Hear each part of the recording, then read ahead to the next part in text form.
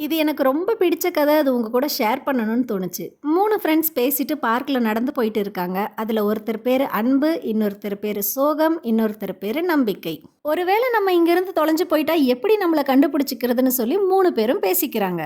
எங்கெங்கெல்லாம் அம்மா, குழந்தைகள்னு மகிழ்ச்சியா இருக்காங்களோ, அங்கெல்லாம் நான் இருப்பேன்னு அன்பு சொல்றாரு.